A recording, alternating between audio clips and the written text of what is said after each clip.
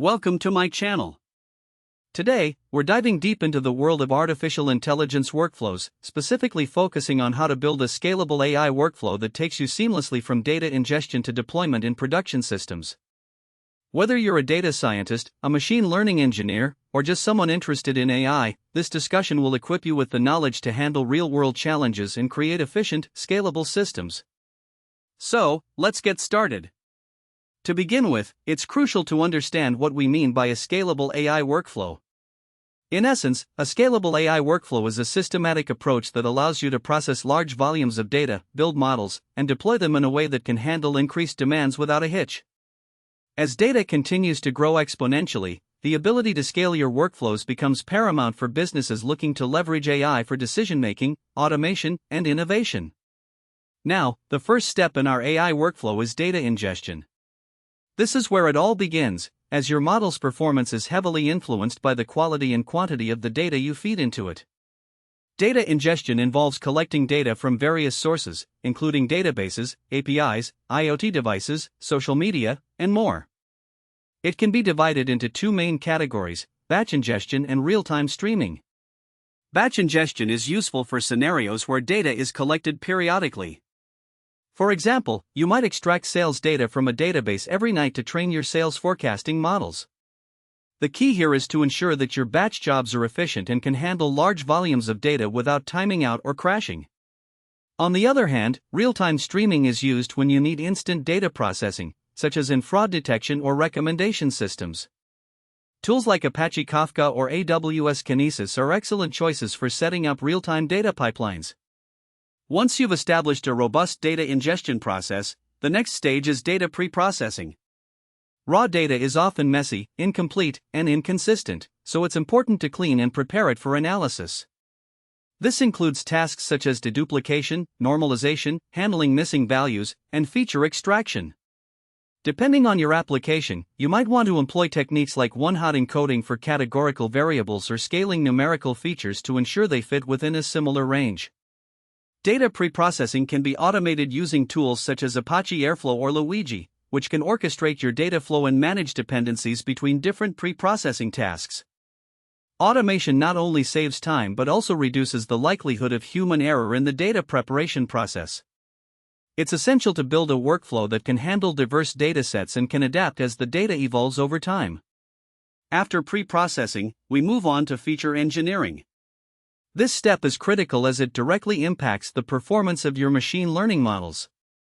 Feature engineering involves creating new features or modifying existing ones to improve the model's ability to learn patterns in the data.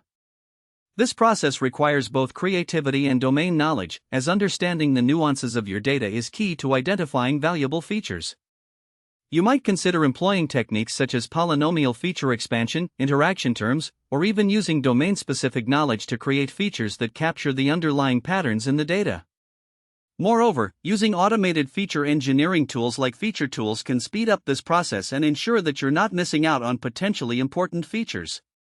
Once your features are ready, it's time to build and train your machine learning models. This is usually the most exciting part of the workflow. Depending on your specific problem, you'll want to choose the right algorithm, whether that be supervised learning, unsupervised learning, or reinforcement learning. Tools such as scikit-learn, TensorFlow, and PyTorch provide robust frameworks for model development. A key aspect of building scalable AI workflows is to implement a model management strategy. This means keeping track of different versions of your models, their hyperparameters, and the datasets used for training. Using platforms like MLflow or DVC can help you manage your models and ensure that you can reproduce results when necessary.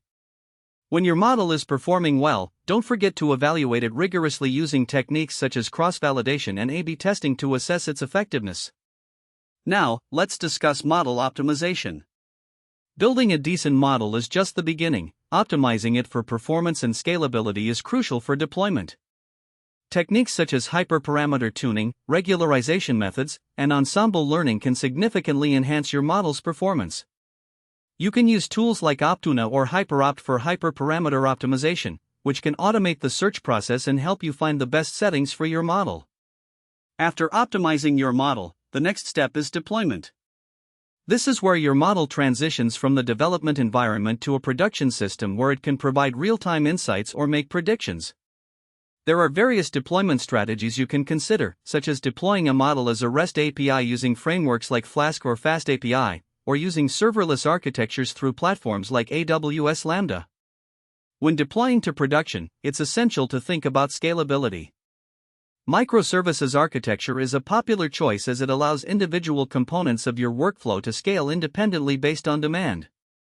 Containers, particularly Docker, are also a great way to ensure that your deployment is consistent across different environments. Kubernetes can help manage those containers, automating the scaling and health management of your deployed models. Monitoring is another vital aspect of the deployment phase. Once your model is live, continuous monitoring is necessary to ensure it maintains its performance. This involves tracking metrics such as latency, accuracy, and data drift. Data drift refers to changes in the input data distribution over time, which can adversely affect your model's predictions. Tools such as Prometheus or Grafana can help visualize and monitor the performance of your deployed models. If you notice a drop in performance, you may need to retrain your model with new data. This brings us to the concept of continuous integration and continuous deployment, CI/CD, in AI workflows. Automating the retraining and redeployment process through CI/CD pipelines ensures that your models can adapt to new data without manual intervention. This is crucial for maintaining the relevance and accuracy of your AI applications. As we've outlined today, building a scalable AI workflow involves several key steps: data ingestion, pre-processing, feature engineering, model training, optimization, deployment, and monitoring. Each of these stages requires careful planning, execution, and iteration. One of the biggest challenges in this process is ensuring that your workflow is adaptable and resilient. Data and model requirements can change over time, and your workflow should be flexible enough to accommodate these changes. Using modular components and adhering to best practices in software engineering can aid in achieving this flexibility. In summary, creating a scalable AI workflow from data ingestion to deployment is no small feat, but with the right processes and tools in place, it's entirely achievable. Strive to automate where possible, keep your codebase organized and documented, and don't forget to invest in monitoring and retraining strategies to keep your models performing at their best. If you found this video helpful, please give it a thumbs up, subscribe to the channel, and leave a comment below with your thoughts or questions about building scalable AI workflows. I'd love to hear from you. Thanks for watching, and I'll see you in the next video.